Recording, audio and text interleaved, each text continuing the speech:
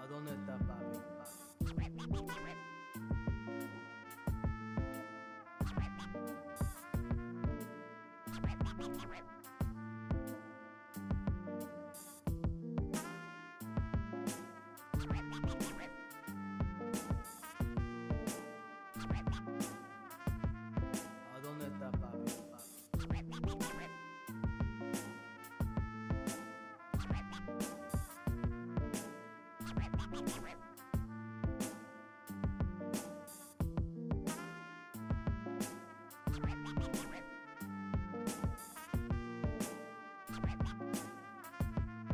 ¿A dónde está papi?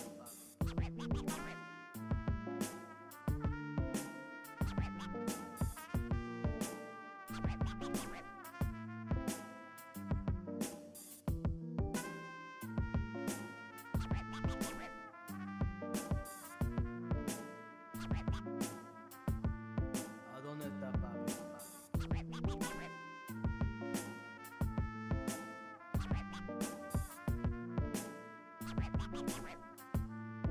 ¿A dónde está papi?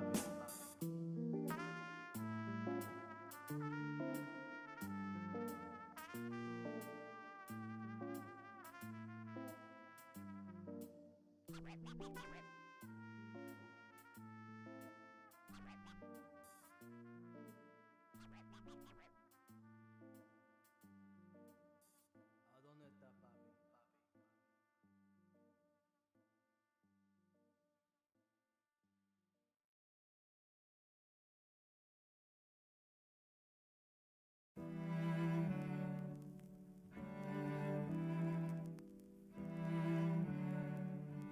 Can I see you a minute, please?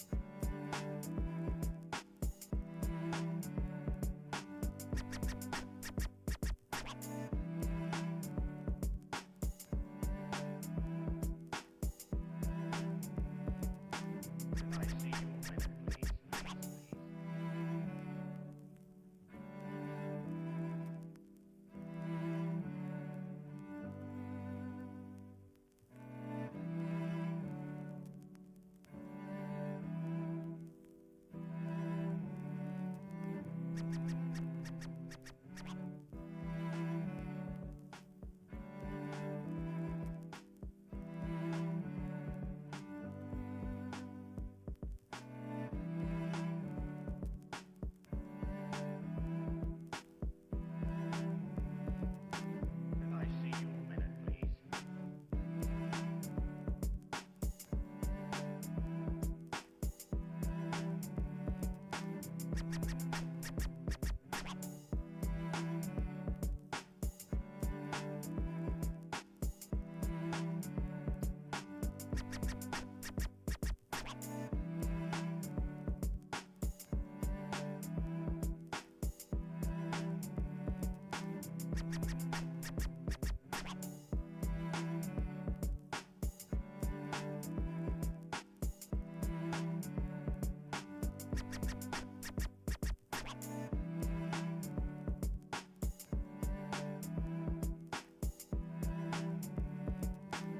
Can I see you a minute, please?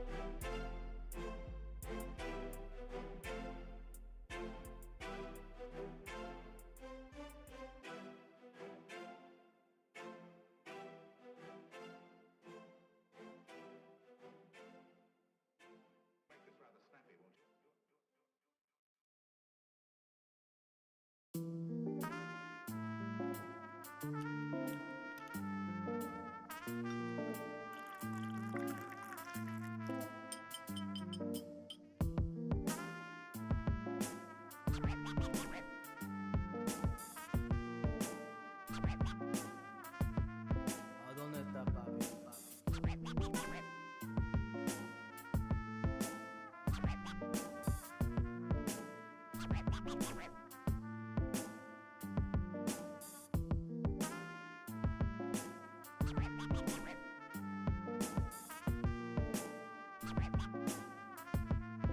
dónde está papi?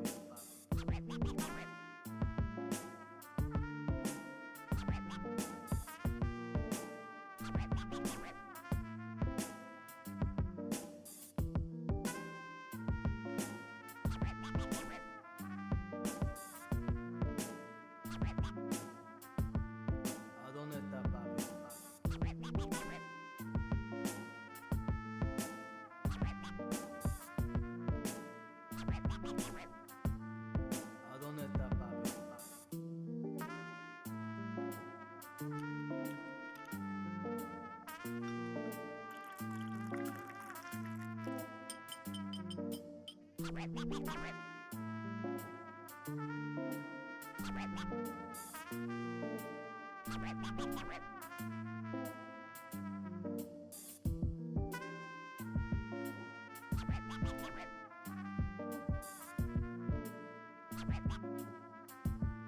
¿A dónde está papi?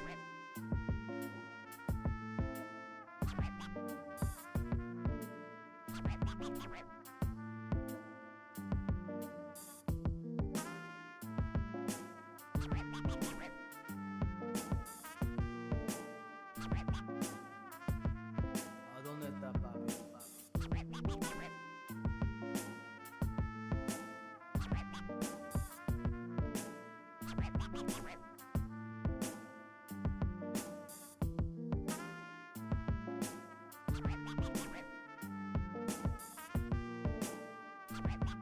¿A dónde está papi? ¿A dónde está papi?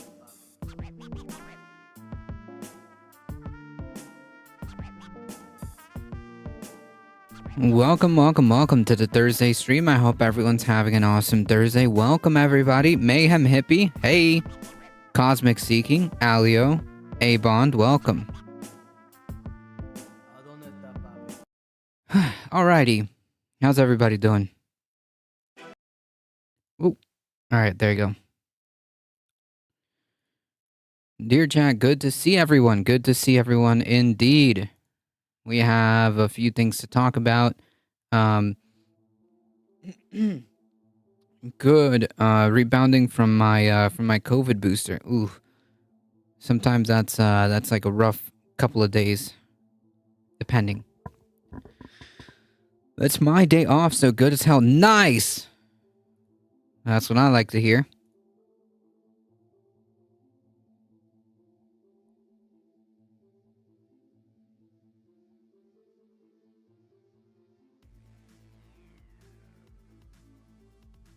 It's just my arm really hurts. Oh, yeah.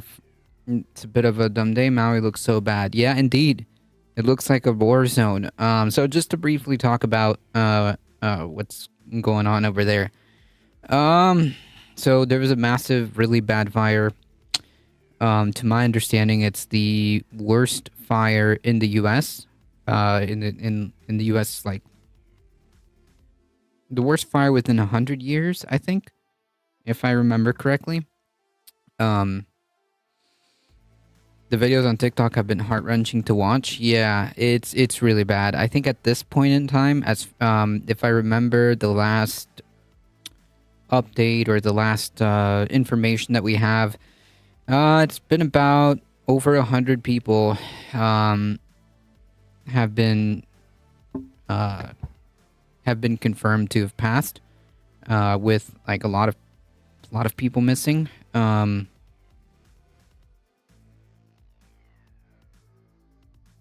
Just move my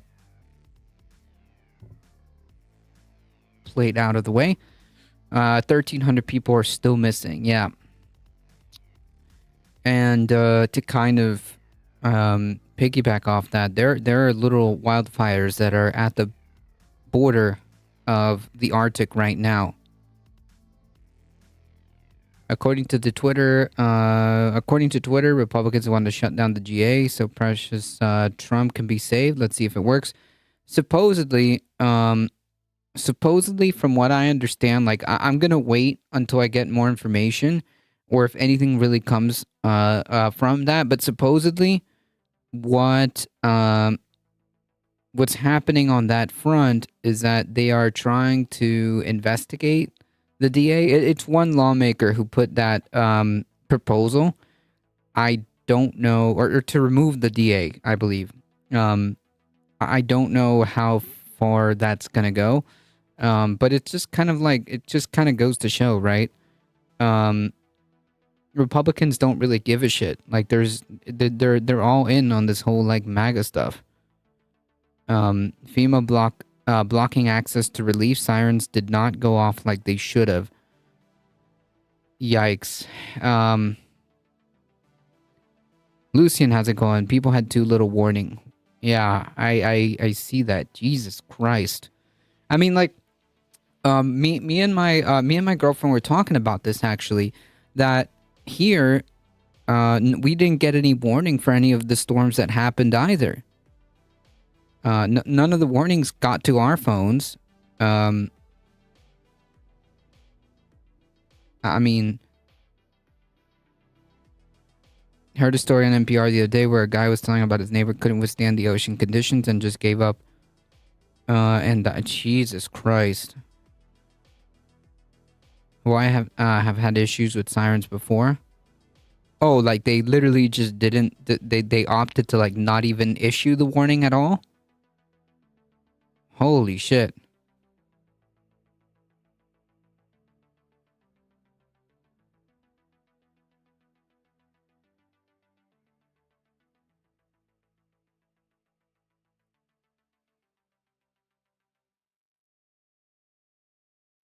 The guy in charge has never had any experience with emergency disasters. Oh, sheesh.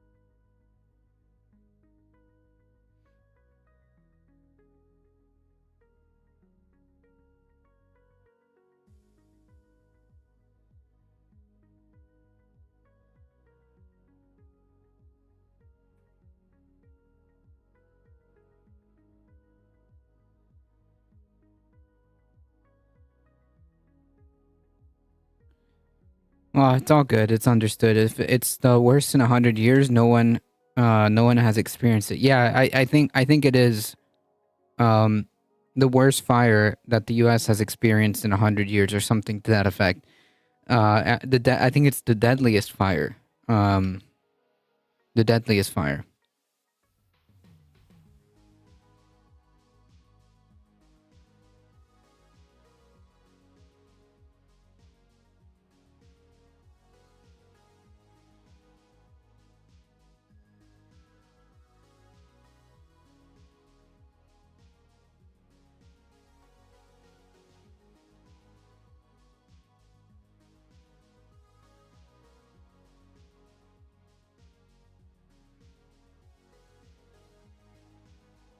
The last count was 111. Damn.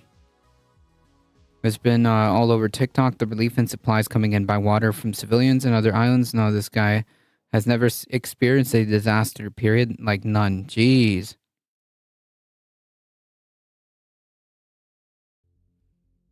Still better than Trump only throwing paper towels in Puerto Rico. I mean, no federal aid. Is it's kind of not good. President Biden vowed on Thursday that the U.S. government would remain steadfast in commitment to help the people of Maui recover, rebuild, and grieve after last week's deadly. Yeah, I mean, like, they definitely need federal aid. They need FEMA aid.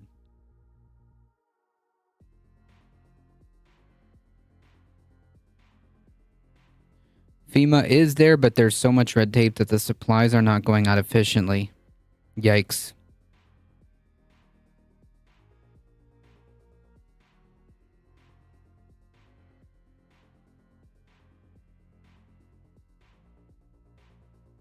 Those islands are 5 hours flying from the mainland.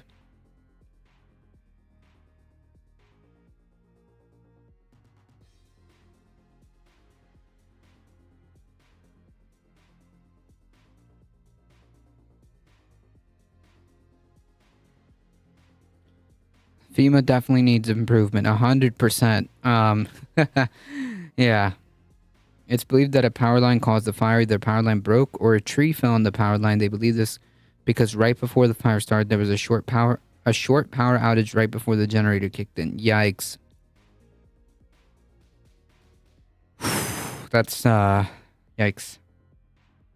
Coming from like yeah, just to piggyback off that comment, Alio, coming from somebody who's like lived in Florida for several decades, yeah, FEMA needs improvement.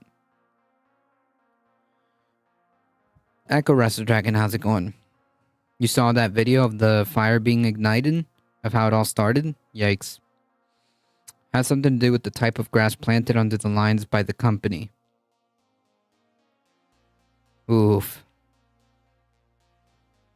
Oh boy. If that's the case, are they liable then? If that's the case, would they be liable for like doing that? It would not have burned if it was not so dry from climate change. I mean, I think that like don't forget they're also in a huge drought and dry season. Yikes. Yeah, I think there's like several this morning. Whoa. I think that there are several factors coming into play here. I think so. Look at PG&E. Yeah.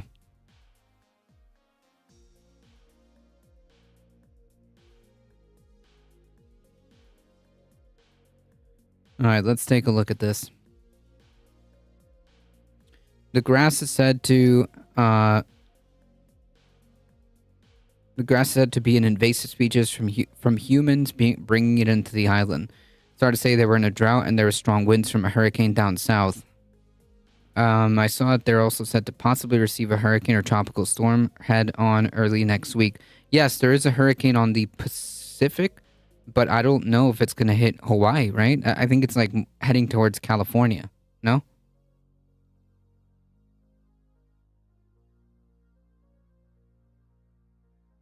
There are 6 currently, like storms trolling around. Yeah.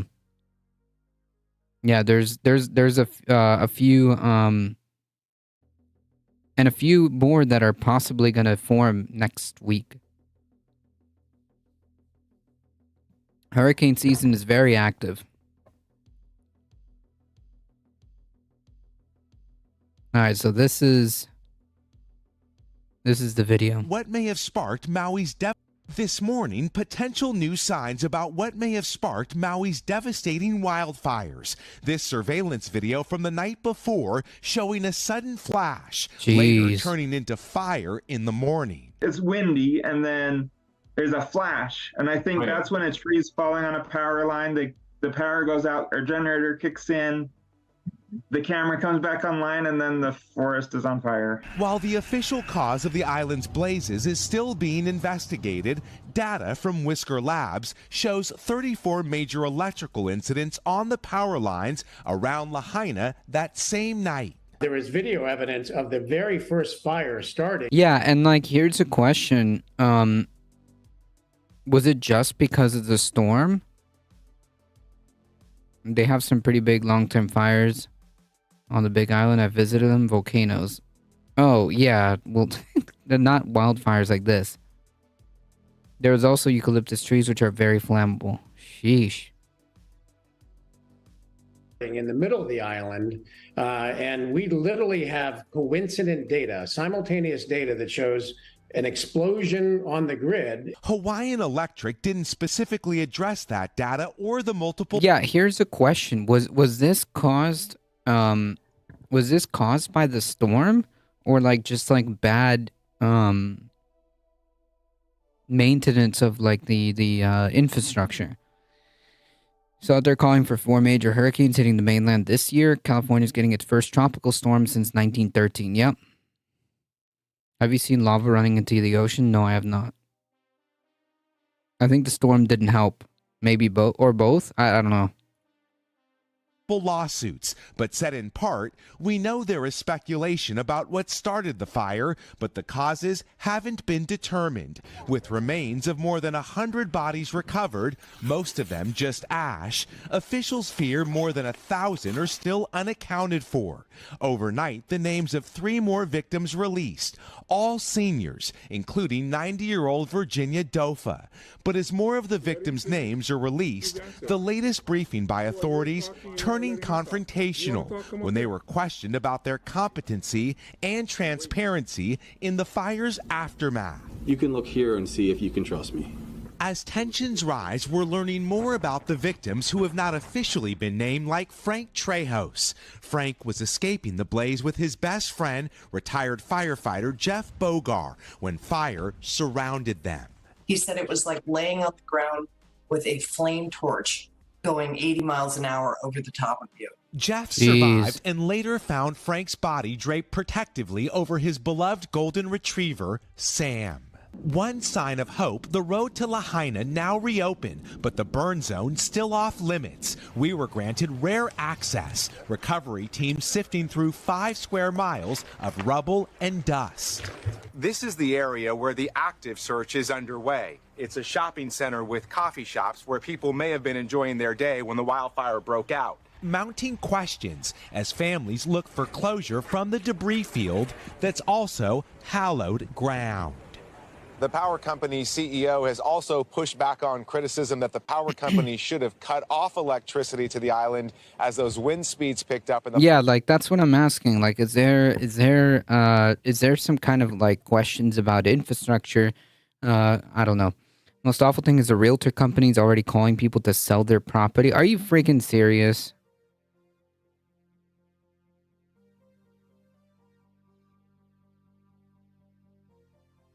Fires first broke out. They have said that doing so could have caused some serious problems for people with medical issues who depend on power, as well as water pumps that are needed to be powered by electricity, Hoda. Oh, and well, on top of that, there were lots of concerns that residents had about the sirens, why sirens did not sound off when the fires broke out. And officials finally addressed that. What'd they say? Yeah, Hoda, county officials said that they did not sound the sirens because typically those are used for tsunami warnings, and that may have actually pushed people away from the coastline into the hills where the fire was burning. They say that would have been a major risk here. They stand by. So they think that the proper decision was to not sound the alarm. So like, what exactly would be the proper decision? Like, what are we supposed to do? Not warn people and just say good luck, everybody? I don't understand. Do you mind if I ask you a question off topic? But it's news. I guess it depends on what the question is. Go for it, Mr. Person who has been flagged by Posadabot. The geography of those islands is frankly amazing. There's a situation where the military should be deployed for the cleanup. The logistics are probably going to be a nightmare. Yeah, I can imagine. It's all over TikTok. I heard the recordings myself from the natives. Jesus. How's it going, Sharpie Diesel? How do you feel about the Russian nuclear threat? What Russian nuclear threat?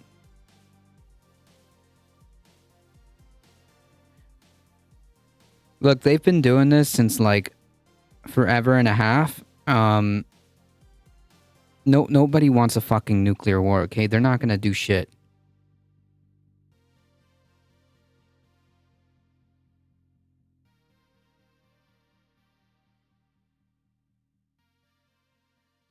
What kind of warning did they expect? This has never happened in living memory.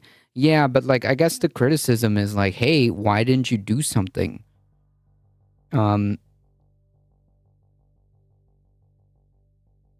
That's what they're saying. That's what the people that, you know, went through this are asking. Like, why didn't you at least have some type of like warning, anything? Putin said that if Biden keeps sending weapons, he said that Didn't he say that like all the time? Doesn't he say that all the time?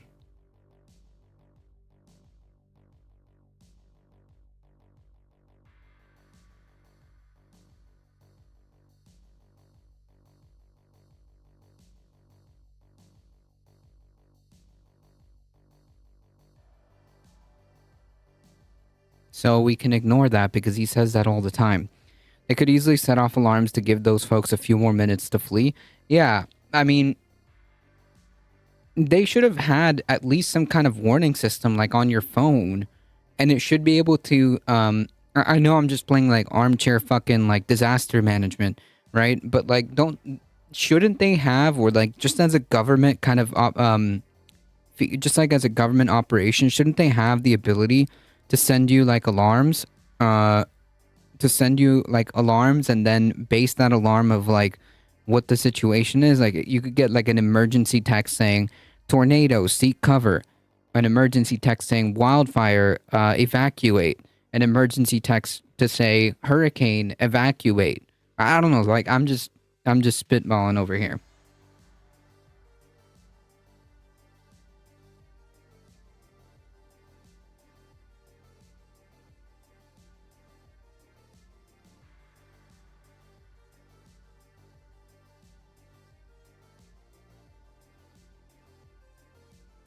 Their decision as of now to not sound those sirens, Hoda. All right, Miguel Almaguer for us there. Like, I mean, I guess, like, if the sirens, like, if people are conditioned to associate sirens with, like, tsunamis, then, like, I guess it might make sense, but I don't know.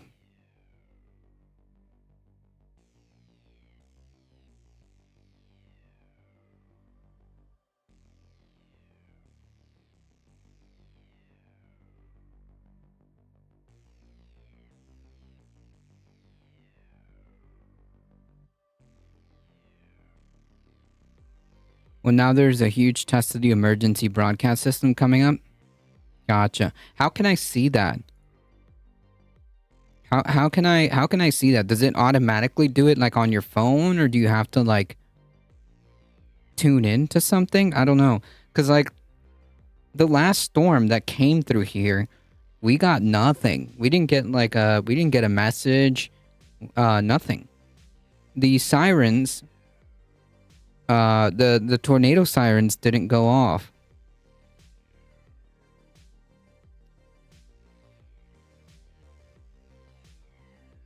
Regardless, they will continue to help Ukraine, and Putin says that they'll use them if Russia is threatened. Well, he said that all the time. Like, I don't give a shit.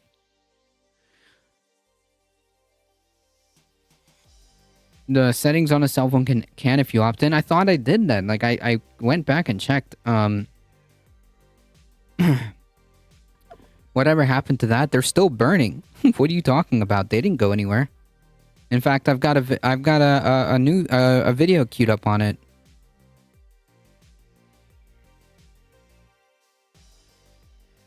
Invest in a weather radio. That's what I need. I have. No, actually, I do have. I have a CB. I have a CB radio that doubles as a weather radio.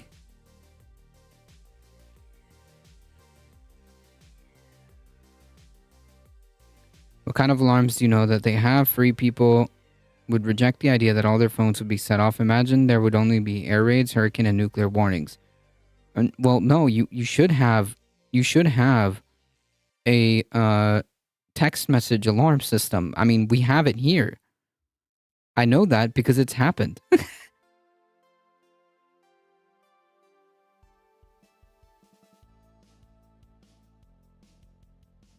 It's not about like being free or not free. I don't understand. I want to have the freedom and liberty to preserve my life if there's a fucking problem. That's about as simple as it gets.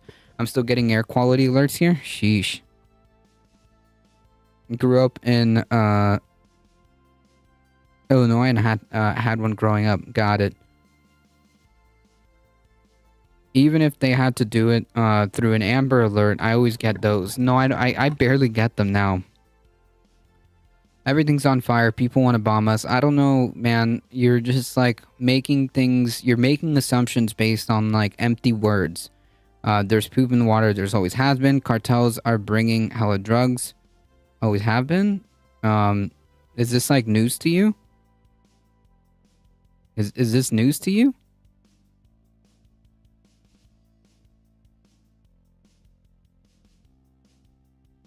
London only got to do a phone warning for the first time last month. Many phones could not be reached. Well, that's a problem, isn't it? I would say.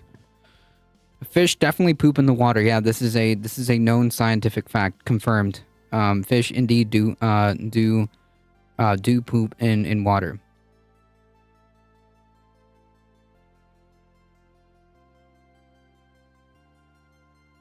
True. In the time of no cell phones, had the weather radio. It's affecting people. Of course, it's news. Yeah, of course. But I'm just not like understanding. Like, do you want to propose like a solution to this type of stuff? We use a CB radio and an AM/FM radio. I have a CB radio in the Jeep, which is like the handheld CB radio that doubles as a weather radio. And I think, I don't know if it still works, but I had an emergency radio somewhere. But I don't know if it works, to be honest. Much less an AM/FM radio. I don't have one of those. All right. I guess since we're on the subject, we should move into this one. Climate change is real. Climate change is happening. We've been seeing it in the north for many, many years. There is really no escaping it. Regardless of where you live, the climate crisis will impact you at some point if it hasn't already. And a great example of that is what is happening right now in Northwest Territories. True.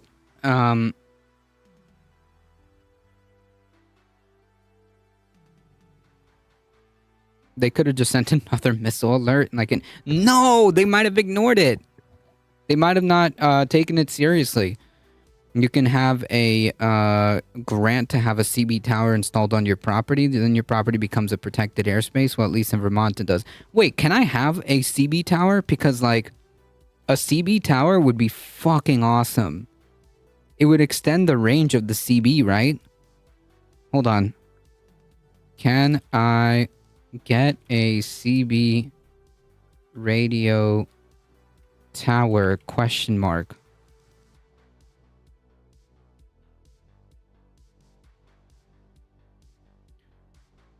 No, bro.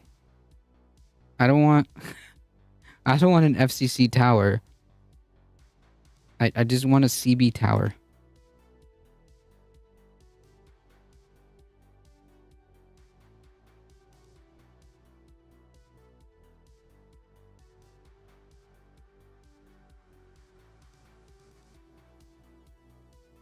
Well, I have to look that up.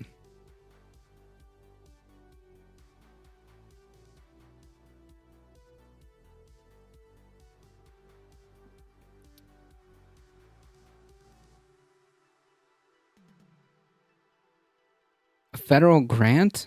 Federal grant for CB radio, not radiation. Whoa. Tower.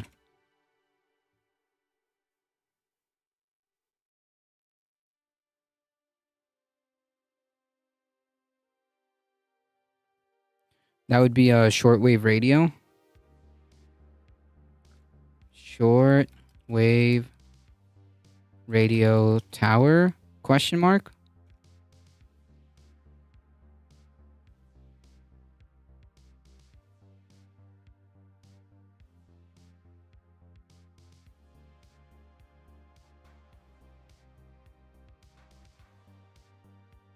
I need to look this up.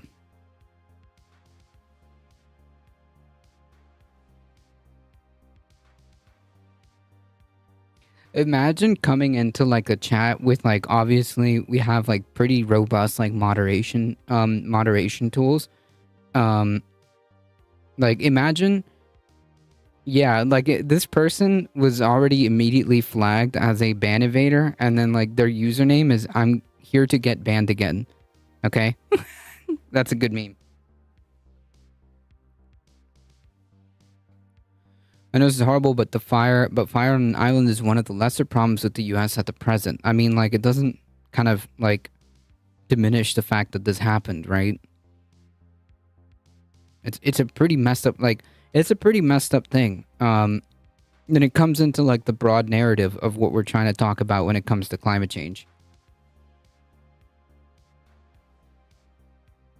Check out this site. Start here and look into your state laws.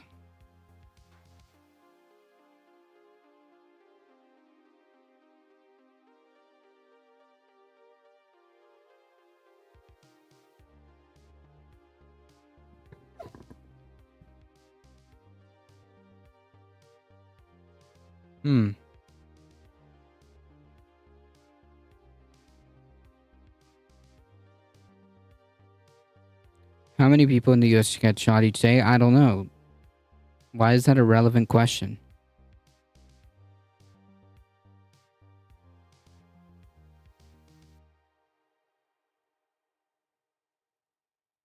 Does gun violence need to be addressed in the United States? Yes. I don't understand. Canada's northmost Canadian region that has been hit with hundreds of wildfires and now evacuation orders over those wildfires. Wait, what is the relevance of asking these questions? How many people die from vehicles and crime? What is the relevance of this question? I don't understand what the point is. This makes no damn sense. Talking about a region that is just 100 miles or so from the Arctic Circle. So in this video, I'll get to a clip of what is happening there, including a report from CBC News. I'll get to the reaction from the premier there and where she puts the blame. And I will also get to a few other climate related stories that I want to fold into this as well. So first here is a report from CBC News on what is happening, as well as a reaction from one of the mayors within Northwest Territories. No, it's not just 111 people. That's what we know of right now. And it's not just about people's deaths.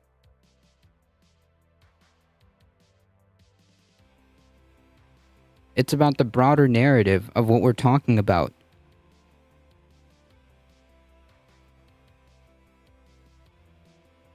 Hey, Joey John, how's it going? 88 feet per second, the fire burn rate? Sheesh.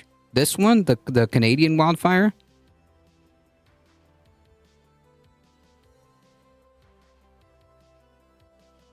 After his town was completely engulfed in flames. More than 230 wildfires are burning across the Northwest Territories. Oh, in Hawaii? Jesus. The hamlet of Enterprise on the Hay River, about 30 kilometers south of Great Slave Lake, is reported to be 90% destroyed. Several other communities are also being threatened, and the capital, Yellowknife, has declared a local state of emergency. Numerous evacuation orders are in place, and the Canadian military is set to arrive to help fight those fires. About between 85 and 90% of the community is gone. I've started telling people the bad news. There's still 1,300 people missing. Just because we're talking about this doesn't make the other issues less important. Exactly. Exactly. How many people died when the Texas froze? Yes, and we talked about it. We talked about it because it was an important and relevant story about fucking climate change. And fossil fuels. It was a twofer. It was important to the broader topic of the climate crisis, and just how bad fossil fuels are, because fossil fuels failed in that instance.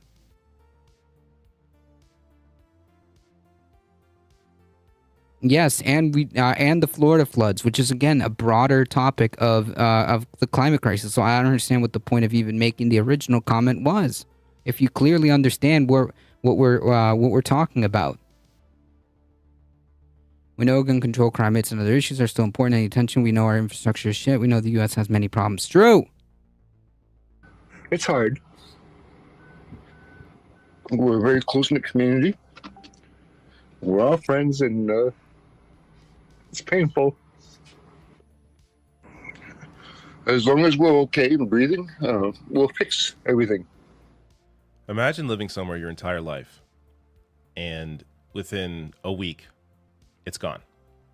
Yeah, and that's pretty freaking heartbreaking, and it can happen in multiple ways in different areas across the planet. This is the reality that we have to face, and failing to decouple ourselves from fossil fuels is only exacerbating this issue. The failure to decouple ourselves from fossil fuels and refusing to address the climate crisis is what is going to make this the new norm. It is the new norm. I mean, it is clear as day that we need serious action and serious legislation. We need bills to be passed to either begin to nationalize the fossil fuel industry and essentially torpedo them out of existence, because at this point in time, drastic measures are needed, period. I watched a grocery store I was at the night before be completely underwater and the town destroyed the next morning. Hawaii is not alone in the climate change crisis. Right. Your entire life. Gone. This is an experience that more and more people are having. And again, you know, of course, wildfires, natural disasters have occurred all throughout history, but it's the extent of the damage and the frequency of these disasters that is happening because of the climate crisis that up to this point we have not dealt with in any serious way. Also, a place like Northwest Territories, we're talking about lack of infrastructure. Very easy for wireless communications to go down. There's maybe at most one road out of town for many of these places. Many of these places also just need to be airlifted out of there because they have no real way to evacuate if that one road is blocked. So the lack of infrastructure has only worked to exacerbate the problem. Luckily, as of recording this, there has been no accounts of anybody missing or dead because they have properly evacuated ahead of time. They saw these fires coming. They saw what happened in Hawaii and how quickly that happened. So they were prepared to leave. And so on that note, the human impact isn't as great as it could have been. It's also hard to really picture what is happening there until you see a map like this. So this is Northwest Territories. See these where all the wildfires are. Again, we're talking over 200 wildfires all over the territory. Yeah, like this kind of shit. Like David's pointing out something that just reminded me of something. Like a lot of climate change deniers, a lot of climate denialists or whatever, like to make this argument that, oh well, you know, deaths from climate natural disasters have gone down. They're almost null. Yeah, because we have we have more technology to help us evacuate and get out of the area. It's not just about like avoiding human deaths.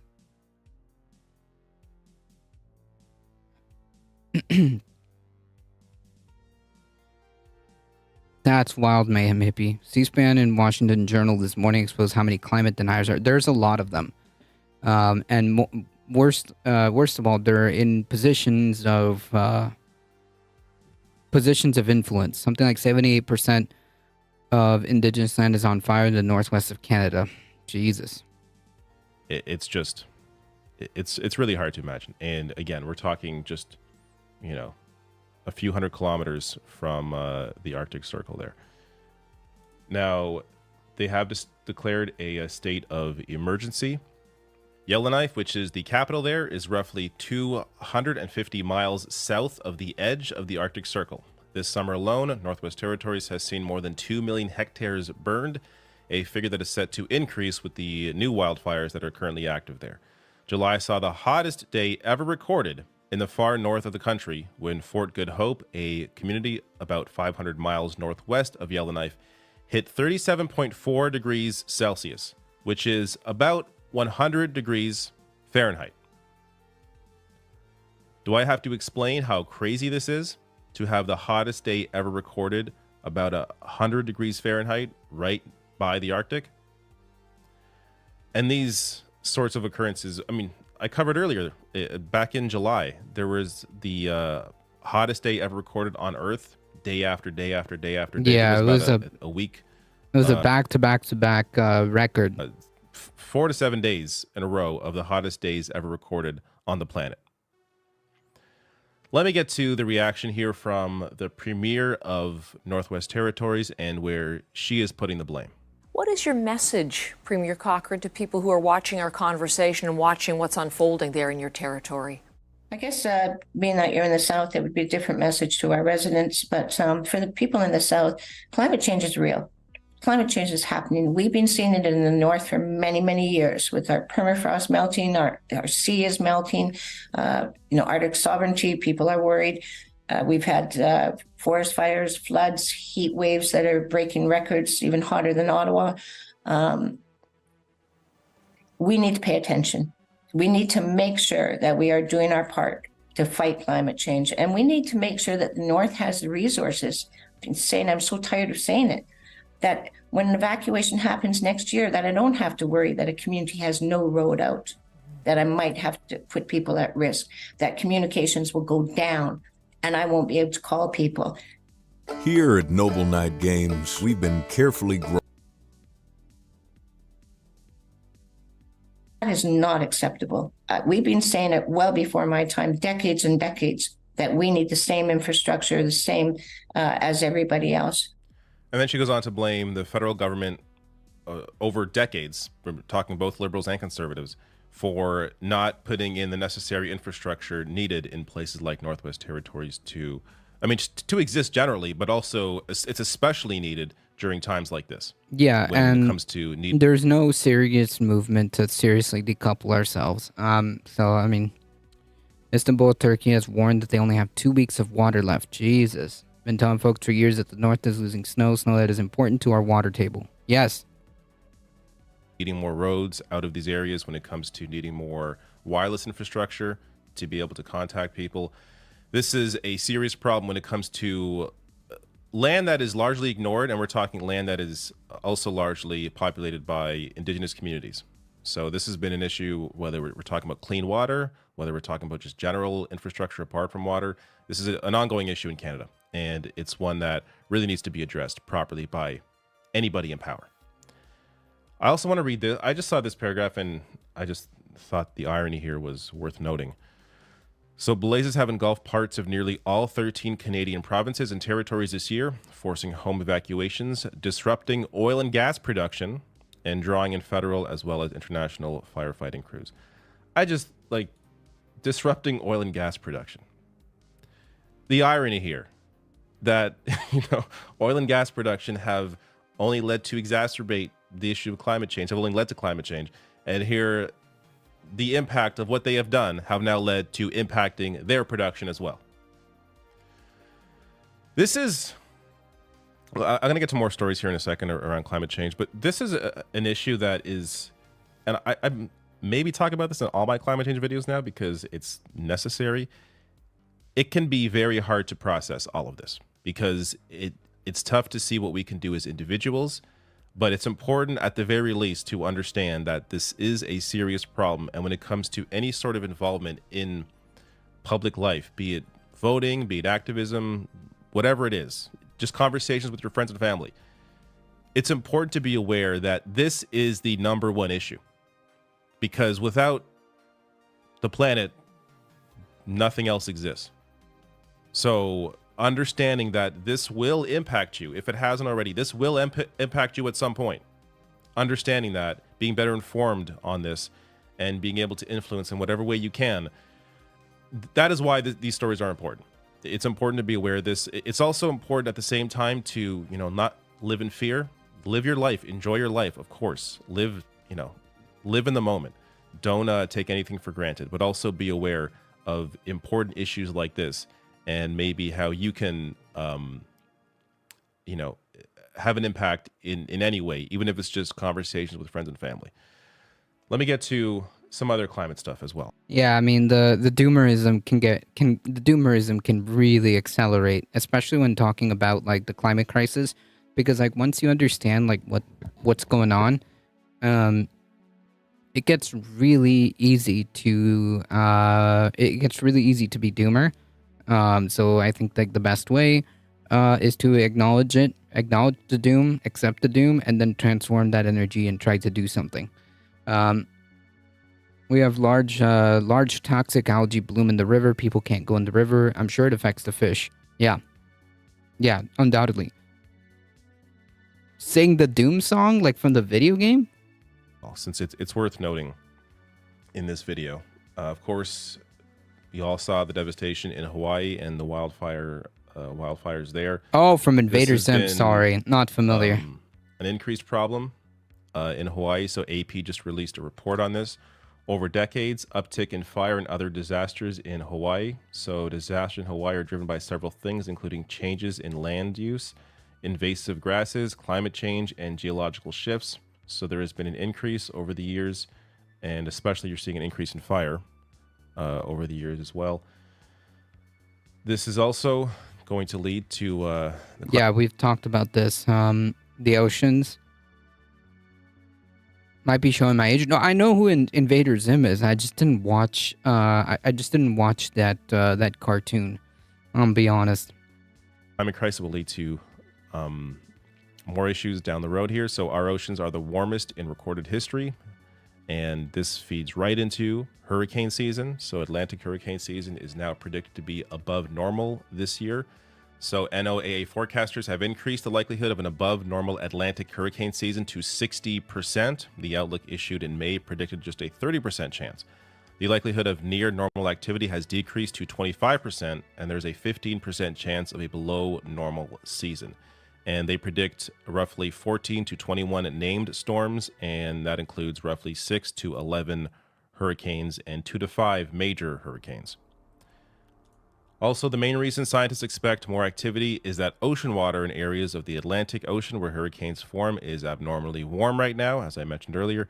It's expected to stay that way throughout hurricane season, which officially started in June and runs through November. That's part of a global trend of rising ocean temperatures due to climate change, although scientists are still trying to understand what is driving this year's record-breaking ocean heat. Last thing, since it can't all be bad news, right? At some point, I need... Yeah. That was the study I was referring to. Yeah, I think we went over that. Story. I mean, like, the Florida peninsula, like, the very bottom, in the Keys, it was literally hot tub temperature. It was literally hot tub temperature. Ask the GOP, your money or your life, what is their answer? Oh, they don't give a shit. But to be quite frank, Democrats aren't really doing much on that front either. I missed it. I have not really been on much. Completely understandable. Need to give you the squirrel on, the surfboard. So here is the recent report from the Washington Post on how the youths in Montana won their lawsuit on climate change. So the ruling, the first of its kind, can't find a name I like. Welcome. Is reverberating worldwide, especially among young climate activists, but it still faces hurdles. So I covered the lawsuit itself before they won it. I covered it a few months ago now. I'll link to it above if you're on YouTube and below under sources, so you can check that out in case you missed that. But it's good to see some kind of victory. Now, it's really tough I've read a lot of analysis on this. Even I'm having a tough time understanding what is the actual material impact of this win in this lawsuit. But well, to be fair, I think like the importance of winning this lawsuit is that it can lay down the groundwork for other lawsuits, and if those start winning, I mean, like hypothetically, we could end up in a scenario where we could be de facto putting the right to like an environment as part of like, you know, our laws or whatever. Because if it's acknowledged that you know, climate change has an impact on human health, and that these companies, these fossil fuel industries, among others, are the ones perpetuating this, I mean, maybe it could lay the groundwork for something, for more victories down the road. But at the very least, this appears to be really bothering fossil fuel companies because of what it may mean for future projects. Right. That's exactly it. So some fossil fuel groups and conservatives have questioned the biases of judges presiding over the climate cases, so they are not happy with the result here, despite the fact that all public policy for decades and decades and decades have only benefited them. But state Republican lawmakers and the Montana Petroleum Association, which advocates for the oil and gas industry, were more muted in their response. However, they raised concerns that the decision could hold up or prevent energy projects from receiving permits, which they said would hurt the state's economy. Of course, that is always the line they go to. Oh, you're going to hurt our oil and gas project, which is going to hurt the economy. How about destroying the planet and destroying where people live? Does that matter? Does that figure into your equation? Right. Like you look at like fucking entire fucking like blocks raised to the ground. How about that for the fucking economy? That the state will prevail in its appeal. So we're going to see where that appeal goes. Again, it's hard to know what the impact is regardless, despite that, you know, it may prevent some energy projects from taking place. I don't know. But it you know, a win is a win. There are not, let's be honest here, there are not many wins when it comes to the climate crisis. So here is a rare win. But again, I think it's important to mention, live your life. Do not live in fear, while at the same time understand that this is the most important issue. And if this ever comes up in discussion, if you have any ability, if you have free time, I know very few of us have free time, but if you have free time, it's important to get involved in whatever way you can when it comes to activism, when it comes to informing others, when it comes to putting pressure on governments, on politicians, and also, of course, at the very least, voting is a given. When it comes to your vote, it's very important to understand who actually takes this issue seriously. True. All right. We can't buy things and support big business if we do not have homes and living wages. You would think that big businesses would consider that at some point. It's capitalism has a lot of inherent contradictions. So yeah. Switching gears.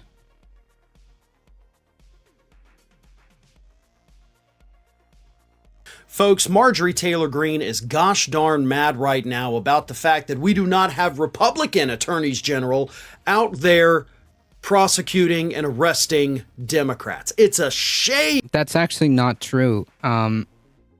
Because like Andrew Gillum is currently being prosecuted. Funny enough, for the same crime, for the same like election fund crime, like the fraud that Trump got his initial 30 plus counts. Andrew Gillum is in trouble for that right now in Florida.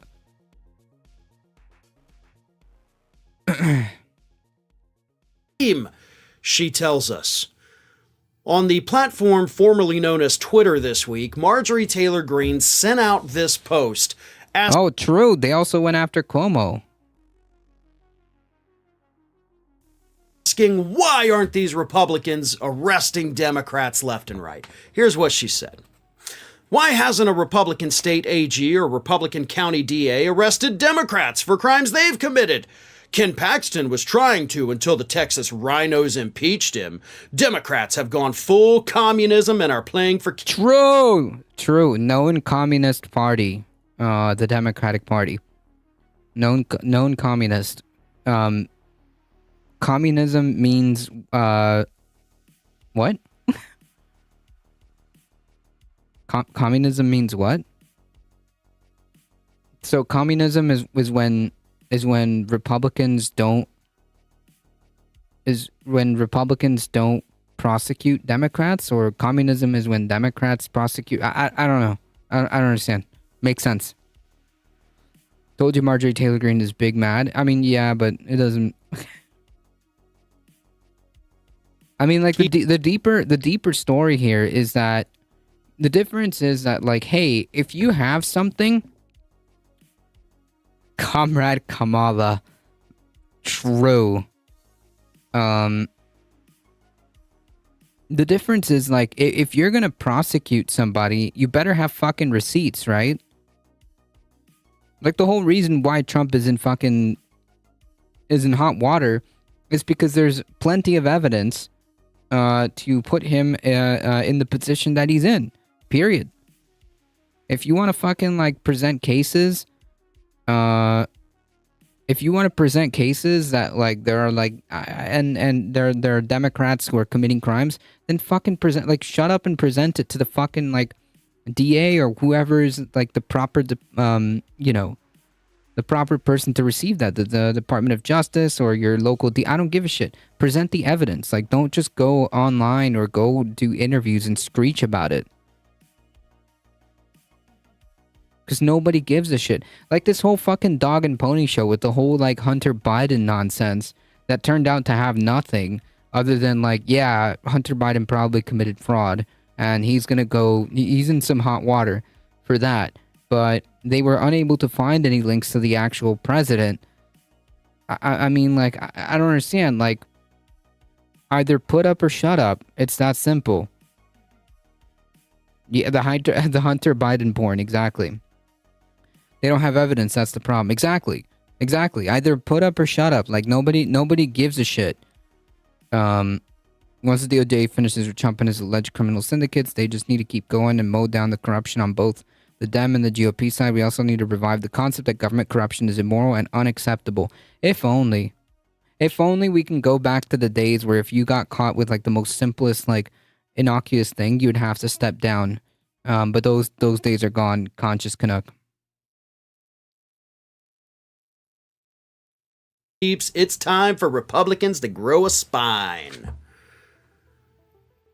Is Marjorie Taylor Greene capable of uttering any kind of sentence? And like, I think the main takeaway here is that like the difference or the more disturbing part here is that Republicans and Marjorie Taylor Greene is certainly one of their rock stars, and one of their biggest like faces, right? The biggest takeaway is that they are wanting to prosecute, or they're advocating to prosecute their political opponents for the sake of prosecuting their political opponents. I mean, like, that is freaking disturbing. And that is incredibly disturbing. So not only are we dealing with a party that has attempted several times to overturn the election in 2020 in several states.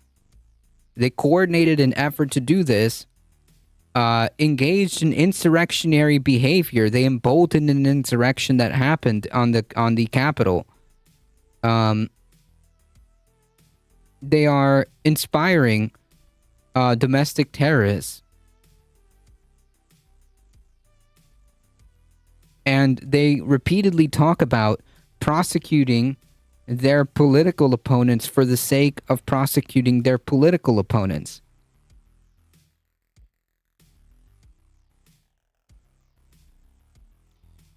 Politicians should wear sponsors like NASCAR drivers. True, if only, right? Sponsored by Shell, BP. Well, in all fairness, those domestic terrorists have always been there. They just have a safe space to say their hateful crap. Yeah, but they're being activated by all this rhetoric. When they see the dear leader, say things like "fight like hell" or "if you come after me, I'll come after you," message received. I got to do it for the dear leader. They're more inclined to act.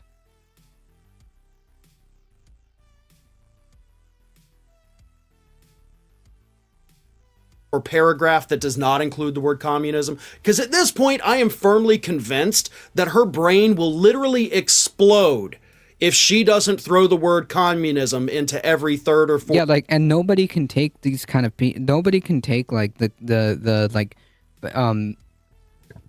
pejorative use of like communism like seriously at any point.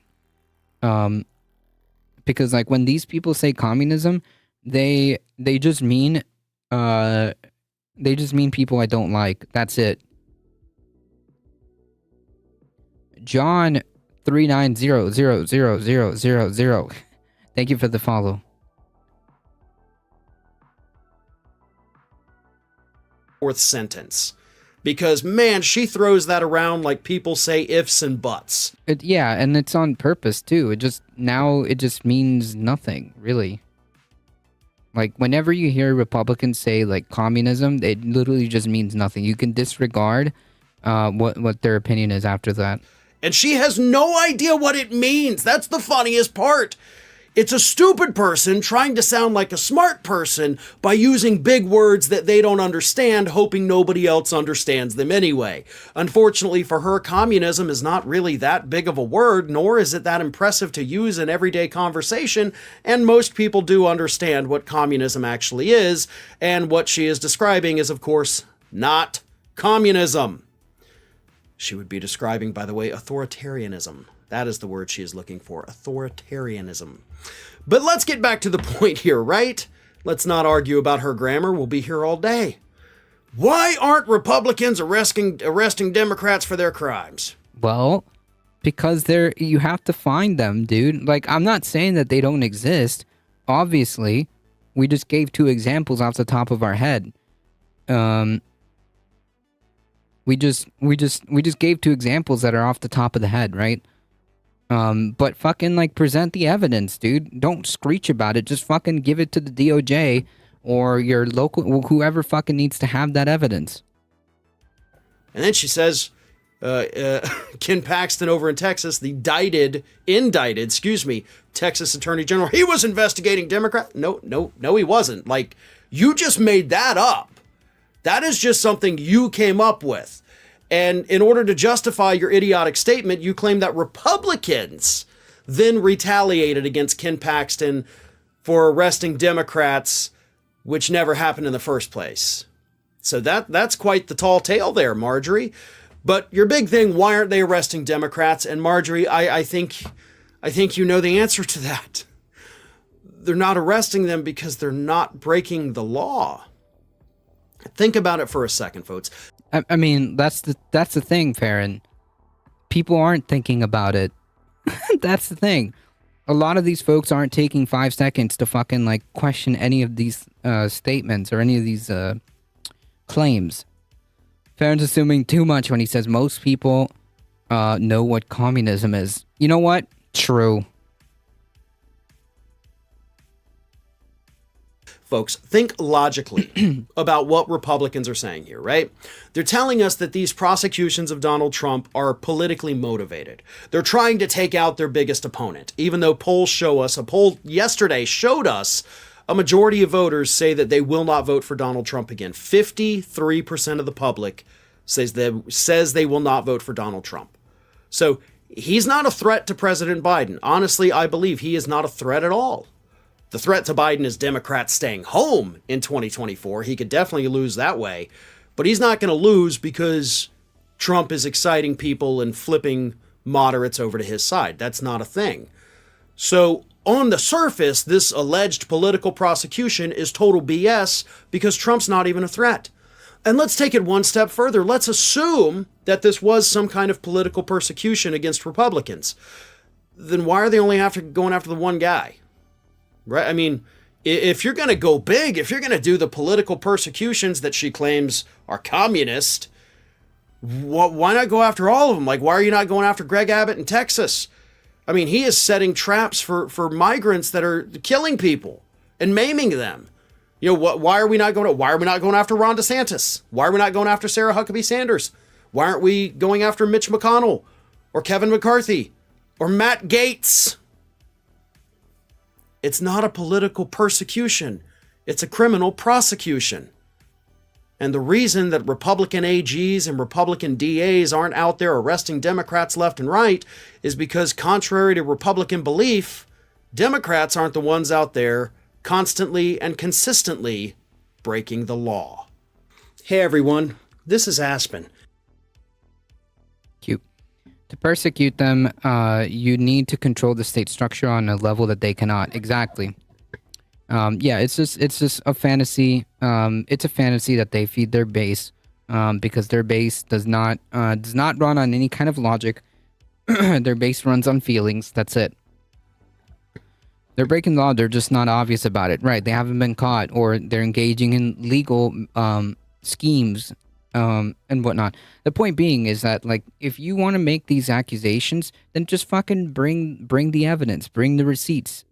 Like, nobody here is gonna fucking like bat an eye if it turns out that like fucking, you know, some Democrat ended up like being like arrested for fraud, right? Like nobody here is gonna be like, oh dang, political No, man. If it happened, it happened, dude.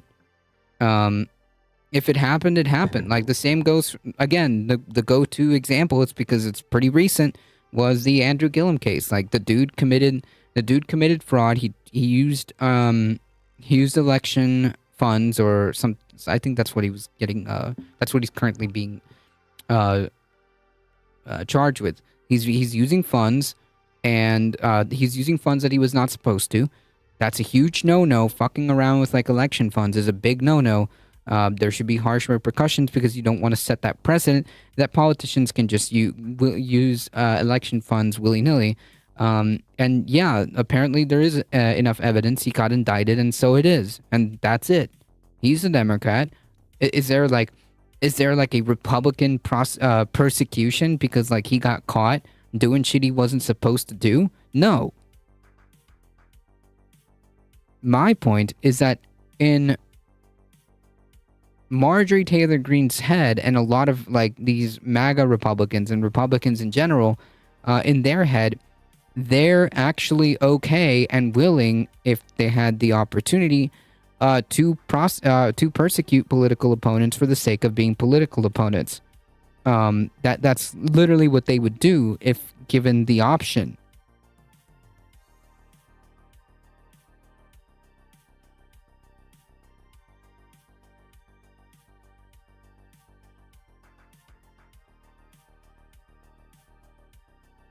Criminal prosecution is political persecution because politicians are supposed to be above the law, right? No.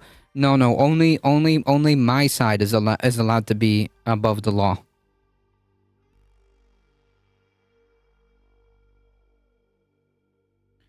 They'd love to have that option. 100%. If they could, they would. It's that simple. Pixar didn't happen, Wiener. True. Remember, Marjorie Taylor Greene compared Trump to the same as Jesus. Yeah, well, a lot of these evangelicals, yeah. Please don't make me imagine what is in Marjorie Taylor Greene's head. For the love of the Lord, we do not do it. Oh, there's not a lot going on in there. But in that particular context, I imagine she would like to prosecute political opponents just for being political opponents. Let's nail Trump to a cross and see if he comes back to life in 3 days. True. Hey, how's it going? Bipedal me bag. All right, so all of this to piggyback off this, to piggyback into this story.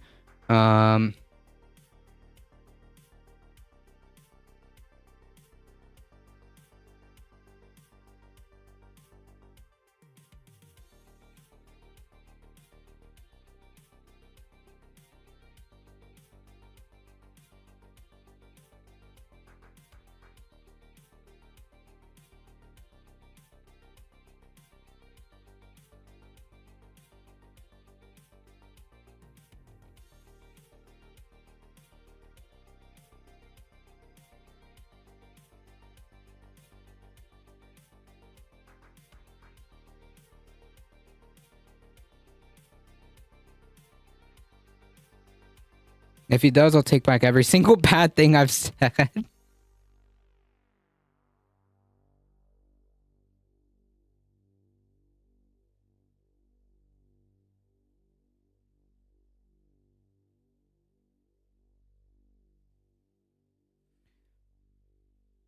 All right. So all this to kind of like piggyback off this story here. We'll see if it ends up happening, but that would be deeply disturbing, and hopefully hopefully, if she does want to go this route, hopefully she'll flounder like Herschel Walker. Marjorie Taylor Greene floats the idea of Senate run, but hopes to be Trump's VP. Not gonna happen. The right-wing extremist has not made up her mind about running for Senate in Georgia, in part because she hopes to be Donald Trump's vice president. Not gonna happen. Quote, I haven't made up my mind whether I will do that or not. She told the Atlanta Journal-Constitution about a rumored challenge to the Governor Brian Kemp in a Georgia primary in 2026. I have a lot of things to think about. Am I going to be part of President Cabinets if he wins? Is it possible that I'll be VP? Nah. Trump faces 91 criminal charges, 13 of them in Georgia, over attempted election subversion, but nonetheless dominates the polling for Republican presidential nomination nationally and in key states, i.e. he's probably going to win the nomination. Despite a string of controversies over voicing conspiracy theories, aggressive behavior towards Democrats and progressives, that's one way of putting it, and recent squabbling over her fellow House extremist, Lauren Boebert, and despite being kicked out of the far-right Freedom Caucus, Greene remains influential in Republican ranks and close to the speaker. Yeah, so, like, she's a fucking rock star to them. She is a figurehead or face of the Republican Party, and she's basically putting things out there like we should prosecute our political opponents just for the sake of them being political opponents, saying things like if me and Steve Bannon were the ones that planned the insurrection, we would have won and we would have brought more guns, things like that. Very normal stuff. Trump has encouraged Greene to harbor higher ambition, saying in March he would fight like hell if she did run for Senate. Kemp is reported to be considering a run for Senate. On Wednesday, Greene rebuked Kemp for his own rebuke of Trump. Earlier this week, Trump and 18 allies were indicted in Georgia on charges including racketeering and conspiracy regarding the attempt to overturn Trump's defeat by Biden. In a response, Kemp said that the 2020 election in Georgia was not stolen. For nearly 3 years now, anyone with evidence of fraud has failed to come forward under oath to prove anything in a court of law, i.e., it didn't fucking happen, okay? If you believe that this election was rigged, you are fucking delusional, okay? You are not living in reality. It's just that simple.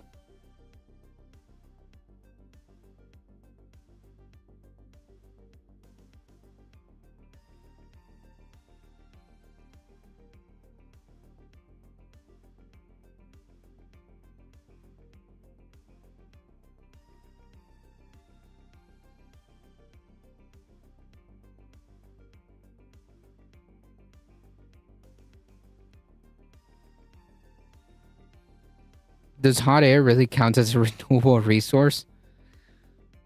Greene told the AJC that his message should have been against this, not arguing with President Trump about the election and making it about his... No, he's just saying what happened. That's it. Making the statement that there was no evidence that the election in Georgia was stolen or anything to that nature is not about ego. It's not an argument. There's no debate here.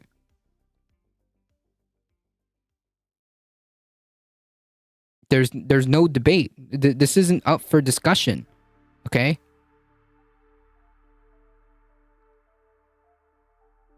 Yeah, facts are political now. True.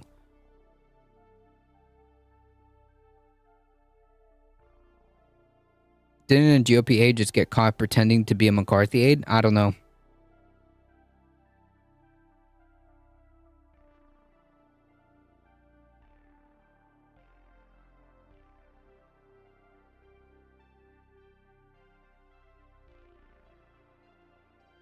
Oh, a George Santos aide? Tried to pretend to be a McCarthy aide? Oh, dear. Anyways, point being, that's pretty funny. That's a good meme, Mayhem Hippie.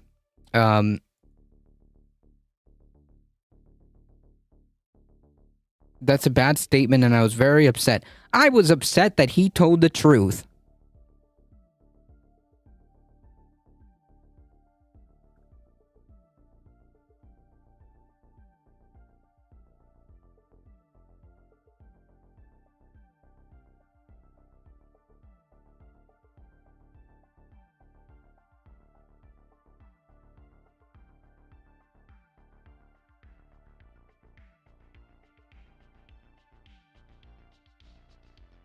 I can't even begin to imagine the Trump plus Marjorie Taylor Greene VP would do. I have no idea.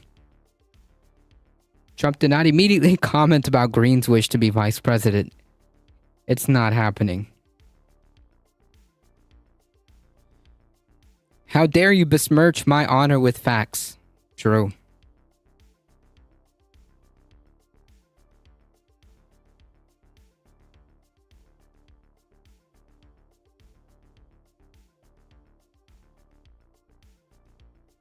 We'll have to pay attention if this ends up happening.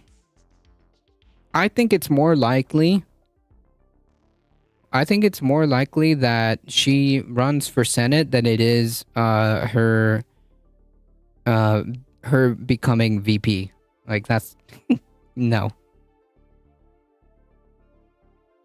All right, this one was brought to us by Mayhem Hippie. Landlords want the Supreme Court to kill rent stabilization. That ticket would crash faster than any other.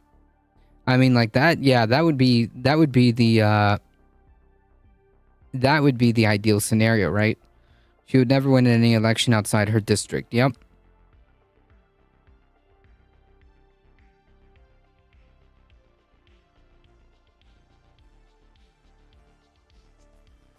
A JFK situation. Landlords are petitioning the Supreme Court to hear a case challenging New York's rent stabilization law. The development is not expected. It's unexpected. In February, the Second Circuit Court of Appeals upheld New York's rent law after landlords led by the Community of Housing Improvement Program and Rent Stabilization Association sued the city and the state.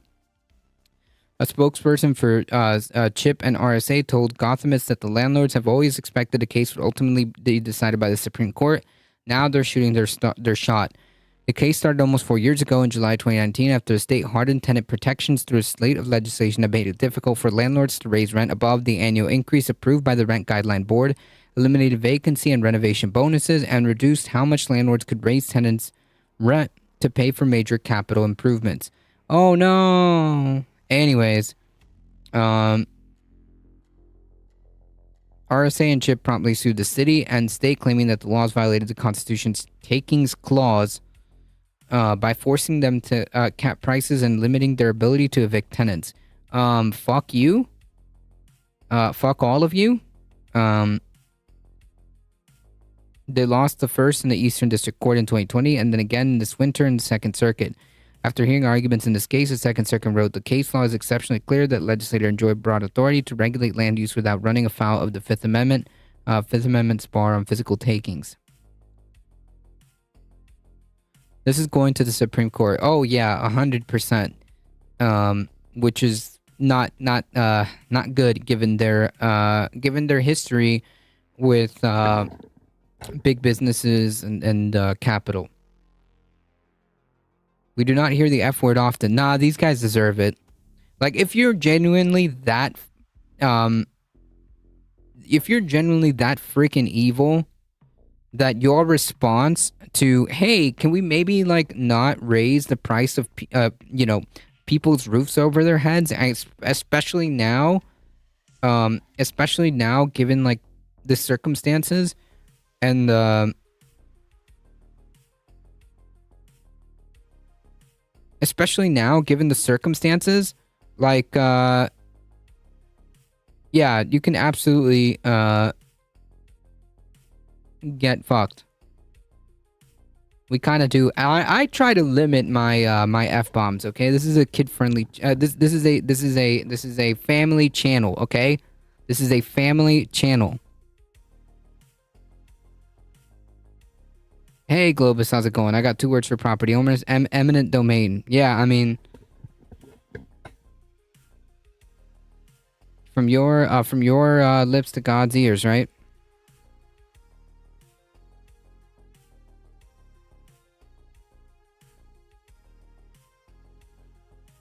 Rolls out the squeaky wheeled oversized bagel slicer. Is it time now? In Minecraft. Well, it is. I'm being purposely vicious because these people deserve it. If your response to legislation that basically is attempting to help people keep a roof over their head, and your response is to sue to try to like reserve the ability to completely I mean, they're literally, it's called rent-seeking behavior. There's a little economic term that we discussed yesterday. It's literally rent-seeking behavior. You're just pumping up the price for the sake of pumping up the price. Okay? It's not like you're giving anything of value by raising the rent. You are just an asshole. That's it.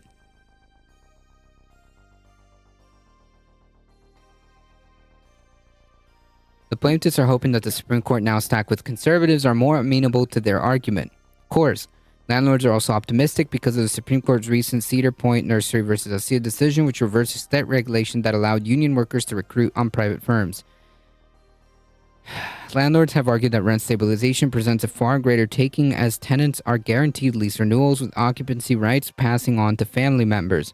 Oh, the horror.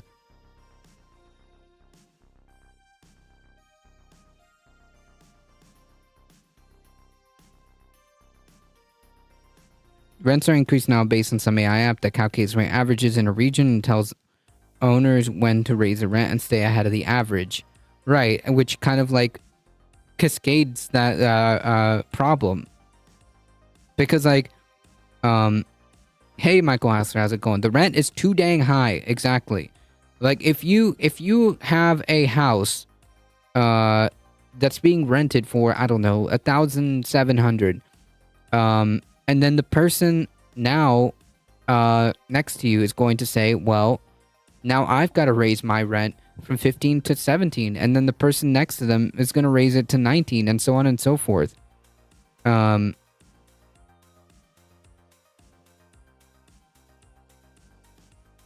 is it? A self-fulfilling prophecy, so to speak.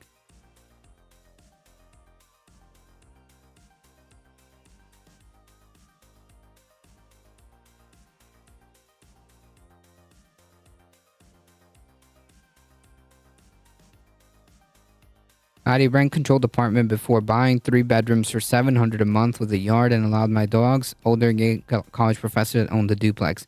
I mean, like, damn, $700 a month? What? That's unheard of. Even here.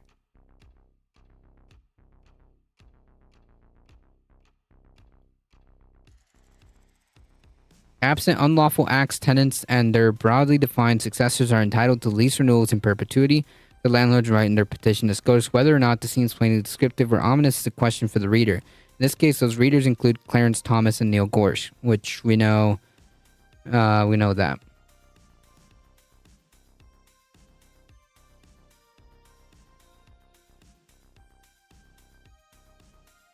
All this with the idea of commodifying necessities, right? Like, you know, a roof over your head.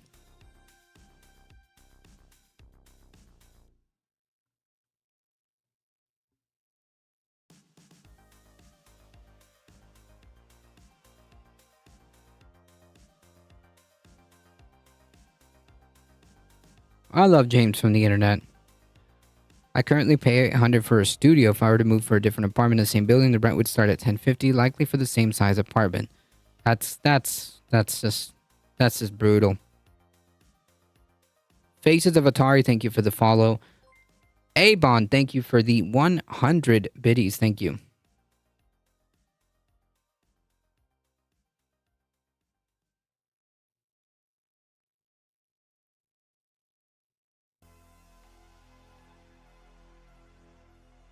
All the James emotes being dropped in chat. I like that. Mayhem Hippie with the tier 1 sub, now at a 12-month mark. You get the classic black and white badge. Look at that. I'm in Austria, but my wife and I could not afford any rent with my measly disability payments. I was lucky that my mother could buy me a tiny Substancer box when. Jeez.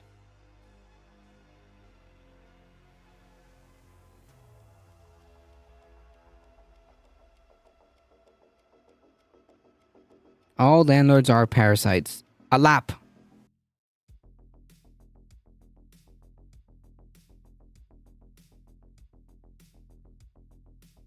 I haven't seen this this emote from him. Welcome to the club, ma'am hippie. Let's get banned together. Disability payments are meager. True. What if I'm technically a landlord? I mean, technically, or are you? I rent a room for $100 a week. I don't know if that's like being a landlord.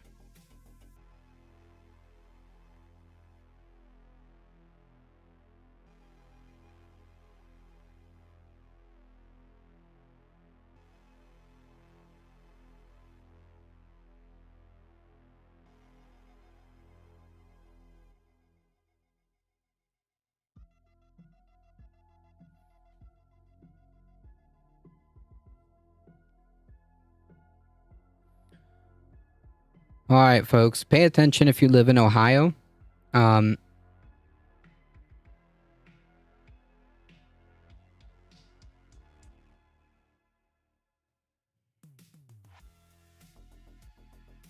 Like if you lived with your family and you gave them like $100 a week to help with like the bills or whatever, would that be considered like landlord? I don't know.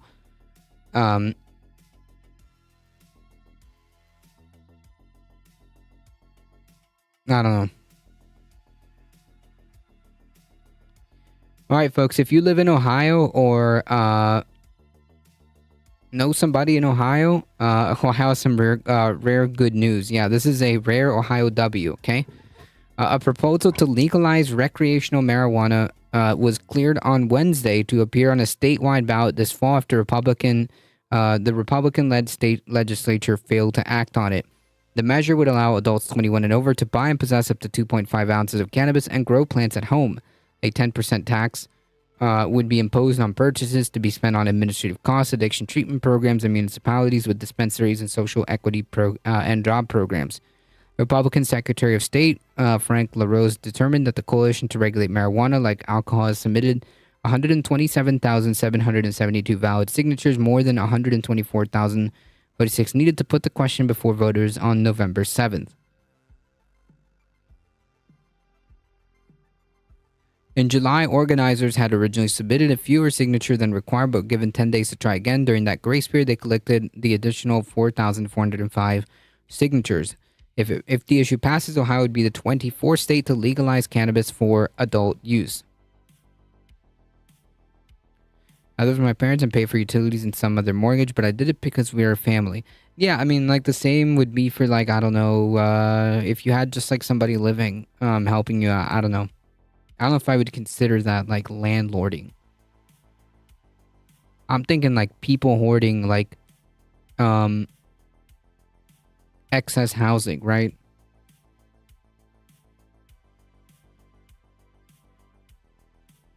Oh, it's a friend? Oh, no, then that's not landlording. What? Surprising to see some states are still moving forward with this nonsense despite experiences in Colorado, Massachusetts, California. What nonsense of what? What? What nonsense? Do you guys see the news about the evacuation in Canada? Yeah, like the big wildfires that are going on.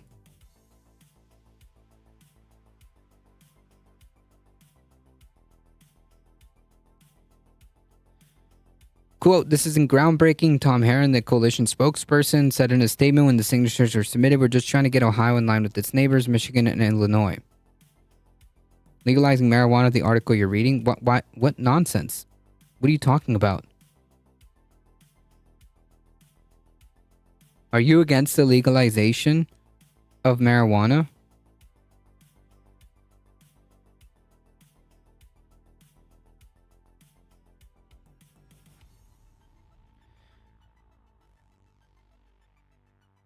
Do we have a live one? I don't know. We're about to find out.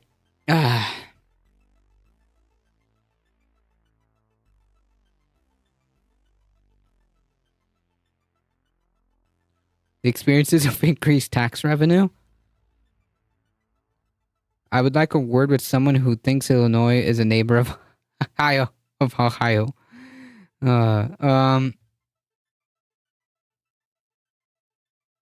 I don't know. You're going to have to speak with Tom Herron.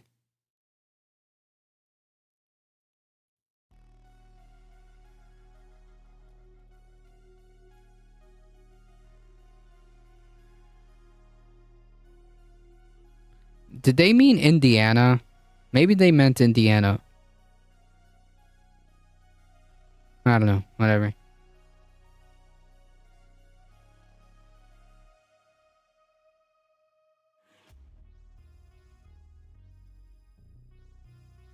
I'm pretty sure there's an entire state that would like a word with them as well.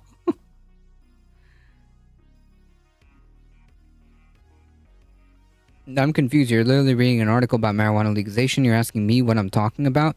Yeah, I'm asking.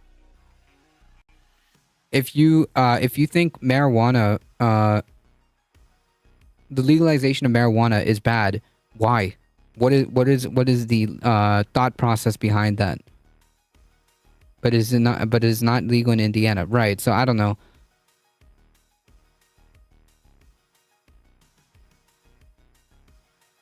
Rose first submitted the petition to the Ohio General Assembly on behalf of the coalition on January 28th of 2022, triggering a 4-month countdown for the lawmakers to act. Republican legislators indicated they did not intend to vote on the proposal into law. Legislatures also asserted the coalition's petition signatures weren't turned in time to make it to the ballot. However, the coalition sued, and now it's going to be on the ballot. So make sure that if you know somebody in Ohio or live in Ohio, make sure November that this is going to be on the ballot.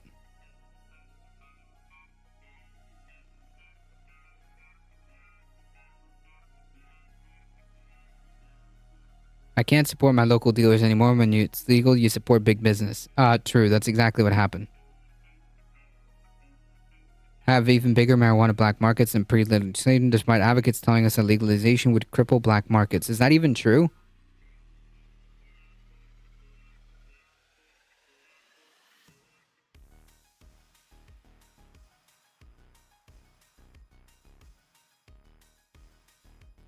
Advocates told us that the cartel would diminish, but their involvement is even greater today. What are you talking about? There's a bunch of states where it is illegal. There's a bunch of states where it is illegal, and cartels don't just operate off of weed. This makes no sense.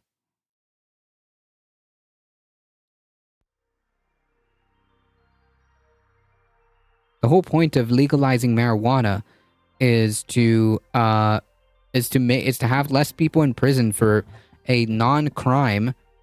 Is to have less people in prison for a non-crime. For a fucking plant. For one. The climate concerned in California are now complaining about millions of gallons of water being stolen by marijuana. Okay, hold on. Now I know this has to be bullshit. Now I know this has to be bullshit. Like, literally everything that you're saying is fucking back-ass words.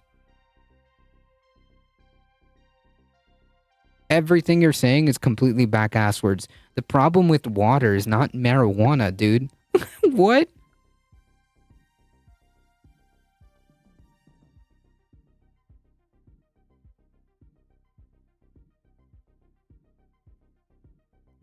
In California, you have to be registered and are allowed to collect rainwater to help negate the drought and irrigation issues.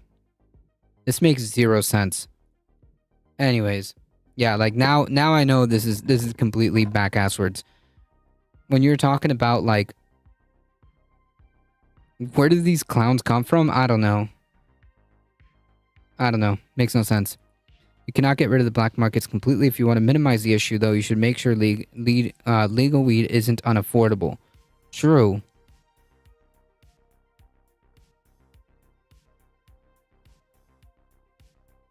They come off the skirts of Marjorie Taylor Greene. True.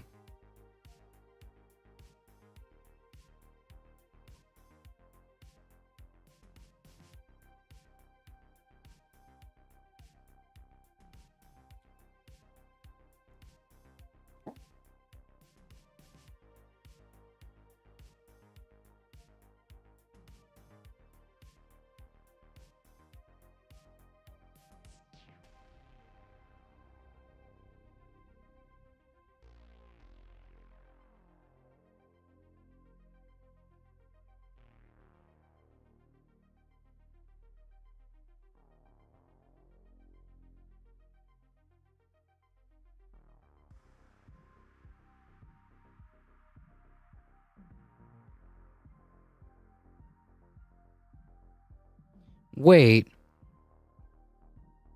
They're sending messages? Yeah, that's a ban. If you're fucking DMing people, that's a fucking ban.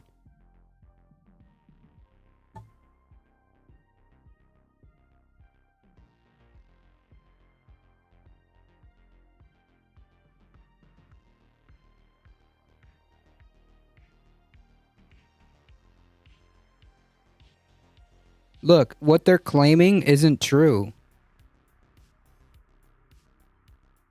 They're talking about illegal cannabis operations, not legal ones.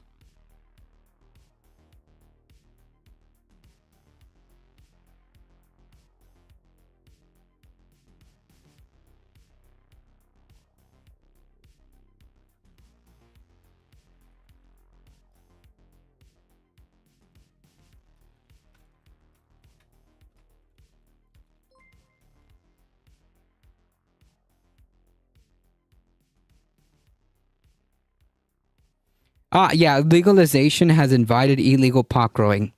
Dude, fucking phenomenal logic being deployed here in the DMs. Phenomenal fucking logic.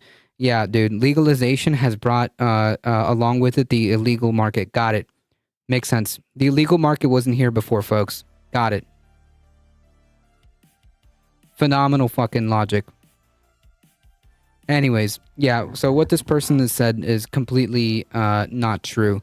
The problem is the illegal market.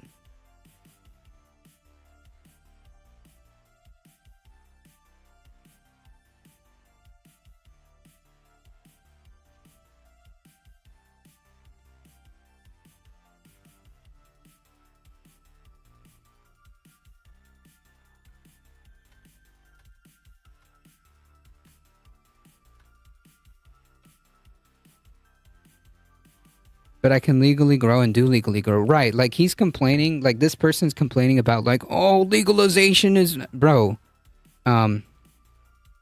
it's not. It's not the legal market that's the problem.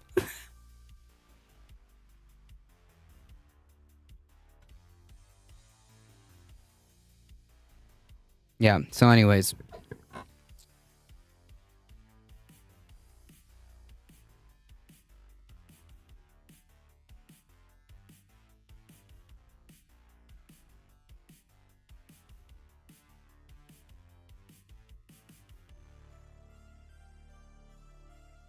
The problem is almonds and fracking, yes. All right, folks, let's turn our attention to domestic terrorism. Quote, "You are in our sights. Black judge overseeing the Trump indictment gets racist death threats." A Texas woman was arrested. Get out of here, you ad. There we go. A Texas woman was arrested and charged after allegedly threatening to kill the district judge, Tanya Chutkin.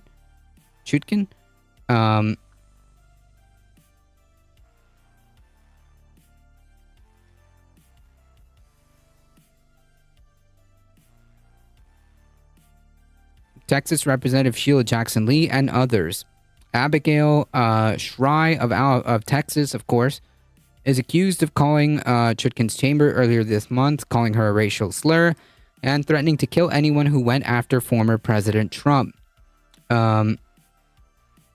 Which, of course, we can turn back to his own words. If they're coming after, if you come after me, I'll come after you. Her response to being questioned is wild.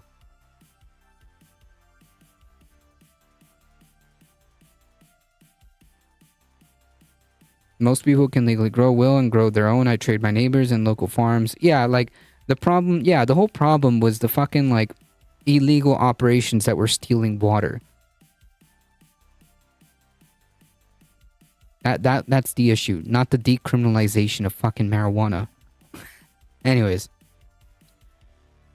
to kill anyone who went after President Trump, according to the affidavit from the Department of Homeland Security. Shry is also accused of threatening all Democrats in Washington. Of course, domestic terrorism. Domestic terrorists are going to domestic terrorists. Chutkin is the judge overseeing the federal charges against Trump, accusing him to try to steal the 2020 election. She was randomly assigned to the case. quote, you are in our sights and we want to kill you, says the domestic terrorist. If Trump doesn't get elected, we are coming to kill you, so tread lightly, says the domestic terrorist, adding a racial slur, and threatening her family.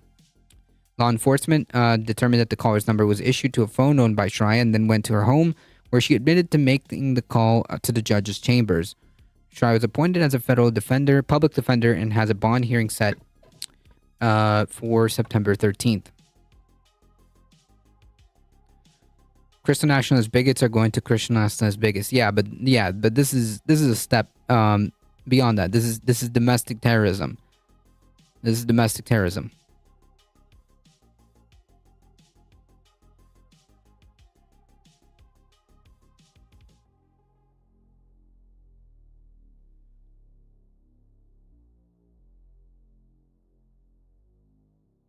Yeah, this is it on roids. Yeah, and the thing is, these people are becoming more and more likely to act on it. I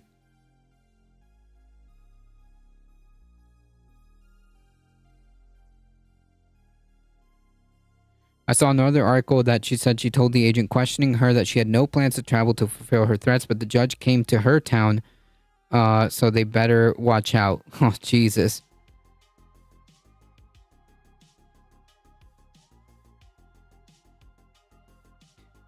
Oh, but if the judge came to her town, they better watch out. Gotcha. You're gonna infringe on their God-given right to free speech.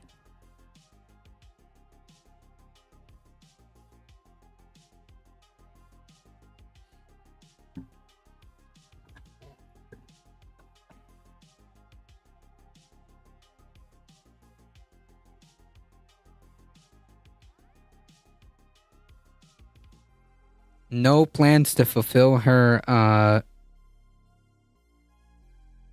threats, yeah.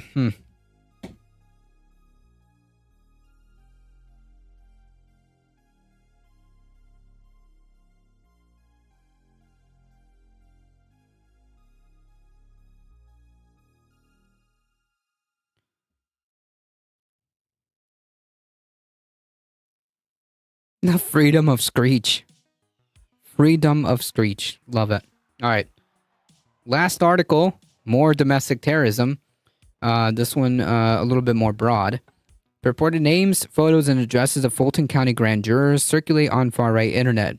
I can take a wild guess on where this is happening. Names and photographs and social media profiles, even the home addresses of purportedly belonging to the members of the Fulton County grand jury that voted to indict former President Trump and 18 co-defendants are circulating on social media, with experts saying that some anonymous users are calling for violence against them. So, wow, surprise, surprise. CNN cannot independently verify if the photograph, social media accounts, and home addresses are actually belong to the grand jurors. It doesn't matter. They think it does, or the point is the same, right? If you have, like, you threatening a fucking grand juror, whether or not you have their actual address is irrelevant. The point being is that you're still trying to get their information and trying to find them, and if you do perceive that this is their address, you might end up hurting somebody else. So it doesn't matter. However, the names being circulated on these sites do appear to match names of at least 13 of the 26 grand jurors. It's unclear if those names are the actual grand jurors or people with the same name. Some addresses also appear to be wrong. Doesn't matter. Unlike the federal system, when someone is indicted in Fulton County, the indictment includes the names of all the grand jurors who served on the 26-member panel. However, the indictment, which is a public record that's available on the court website, does not include their address or any personally identifiable information. The Fulton County Sheriff's Office said in a statement that it was aware of the personal information of the members of the Fulton County grand jury is being shared on various platforms, and that investigators are trying to track down the origins of the threats. We take this matter very seriously and are coordinated with law enforcement partners to respond quickly to any credible threat and to ensure the safety of those individuals who carried out their civic duty. Also, on some forums, users are posting multiple social media profiles of different people who have the same name as some of the grand jurors. Some forums? You mean 4chan? You mean 4chan? Where people like the clown that was in chat probably hang out? This creates an additional layer of risk, said Daniel Jones, the president of Advanced Democracy, a nonprofit organization that conducts public interest investigations and monitors extremism online. The posting of social media profiles and home addresses of people who happen to share the same name of a grand jury increase the risk of harassment and other forms of harm. In one instance, one pro-Trump personality, not surprising, shared screenshots with his more than 2 million followers showing what were purportedly the social media profiles of the grand jurors. That post has now since been removed. The same personality previously promoted Pizzagate, the infamous conspiracy theory that led to an armed man firing an assault rifle in Washington, D.C. pizza parlor in 2016, who claimed that he was attempting to find and rescue child sex slaves. Yep, we know. That belief allegedly based on his reading of an online conspiracy theory that falsely connected Hillary Clinton's campaign advisor through the pizzeria that never had a basement through coded messages and leaked emails. Some of the posts basically accused Fani Willis, a Democrat, of stacking a grand jury with left-wing activists. She doesn't choose the grand jury ?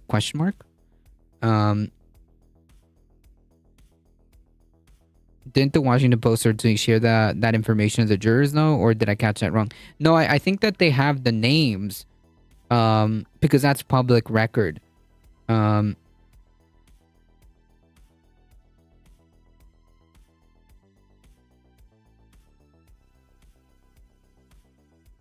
They have their names because that's public record, but I think that's about it.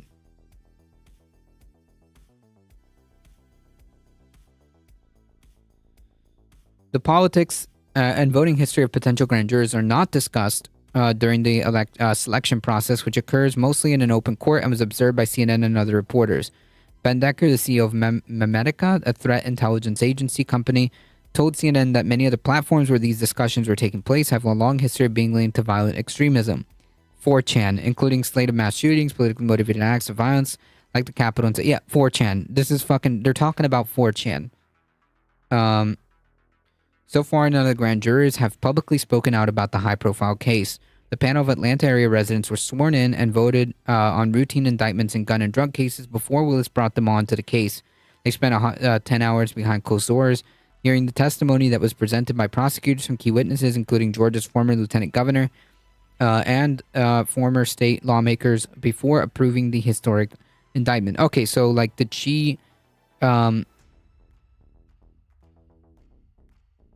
Okay, so they were sworn in, they were working on other cases, and then she presented this case in front of them. Got it. The Atlanta Police Department is supporting the Fulton County Sheriff's Office regarding potential safety issues to the grand jurors. APD spokesperson Chada Spikes told CNN that the Sheriff's Office is the lead agency, but the police department is able and willing to help if needed.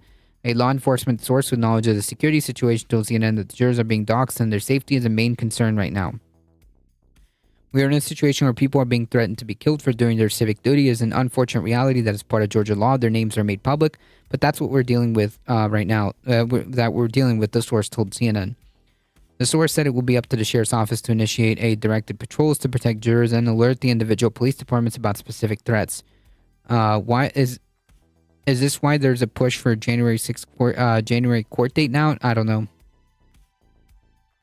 Is it normal for juror names to be shared or made public like this? In certain places, yes. Remember, this is a state case. So in this case, yes, they are named. In other situations, and maybe in other states, they may not.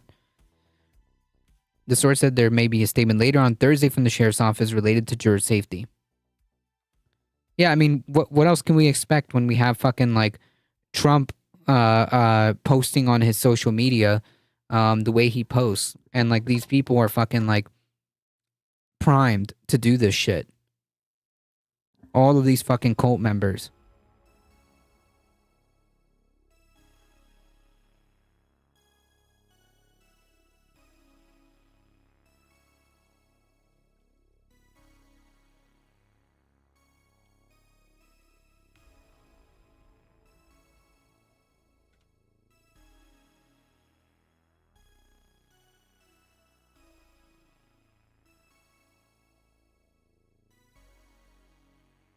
I mean, what else can we expect from the right wing, right?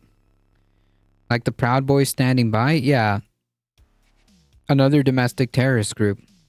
I mean, what can we expect from the right wing?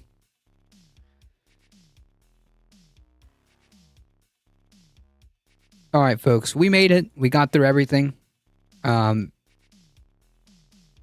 Smooth sailing, folks. We did it.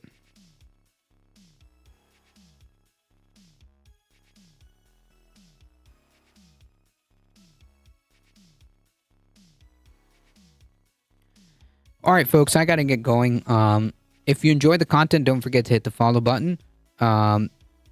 It really does help us out. If you guys want to support the channel and cannot do so monetarily, head on over to the YouTube channel and hit the big red subscribe button. It really does help us out. Spread the word far and wide. We're here Monday through Thursday, 5 p.m. Eastern Time. Thank you, Michael Hassler. I appreciate it. Later, Carlos, thank you. Appreciate it. Thank you for hanging out. I appreciate all of you guys hanging out here. Thank you for the follows. Thank you for the subscriptions. I appreciate you guys hanging out. Thank you. As always, folks, please stay safe. Please take care of each other. I love you all, and I hope to see you guys in the next one, Monday, 5 p.m. Eastern Time. Thank you, guys. Thank you, thank you, thank you. See ya.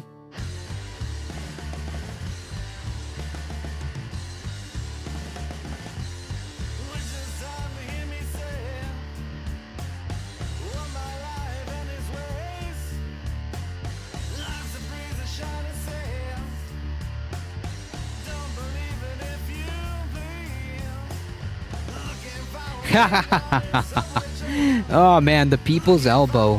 What a fucking clown, dude.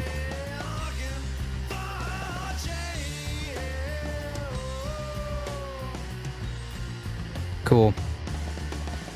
Who's getting raided? Alright, let's see.